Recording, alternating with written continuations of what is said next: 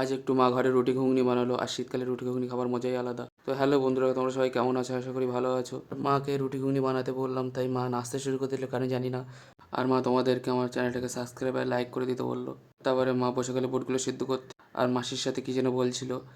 আর তাই শুনে মাসি আমাদেরকে হঠাৎ চোখ মেরে দিল। আর এদিকে একটা পুচকে চিপস খাচ্ছিলাম, বললাম ভাই আমাকে একটু চিপস দে, বললো না তুমি কিনে খাও গিয়ে। আর ওর কথা শুনে মন খারাপ করে দোকানে গিয়ে ক্যাডবেরি কিনে খেতে খেতে রুমে চলে আসলাম। এসে দেখি মা বুটগুলো প্রেশার কুকারে ঢুকাচ্ছে। আর এদিকে মাসির সাথে ছবি তুলতে গিয়ে মাসি বললো পেতে দেবো, কিন্তু চলে যায়। তারপর পুচকে আর আমি বেরিয়ে গেলাম ডাল কিনতে দোকানে। দোকানে গিয়ে ডাল কিনে ওকে জিজ্ঞেস করলাম তুই কী খাবি? তা বললো আমি চিপস খাবো। আমি জিজ্ঞাসা করলাম কোন চিপসটাও, বললো যেটার ভিতরে খেলনা থাকে। আমি ওকে কিনে এনে দিলাম, তো দেখলাম ও খুশি হয়ে গেল। তো ওকে নিয়ে বাড়ি চলে আসলাম। আর এসে দেখি আমার রুম ছাড়া আরও 2 রুমে রুটি হচ্ছে। তাই দেখে আমার প্রেশার কুকার সিটি মেরে দিল, আর ঘুগনি তৈরি হয়ে গেল। আর আমার বৌদিকে ঘরের ভিতরে রুটি বলছে গায়ের জোরে।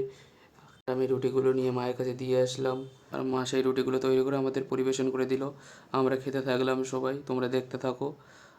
আর আমার চ্যানেলটাকে সাবস্ক্রাইব আর লাইক করে দিও। টাটা।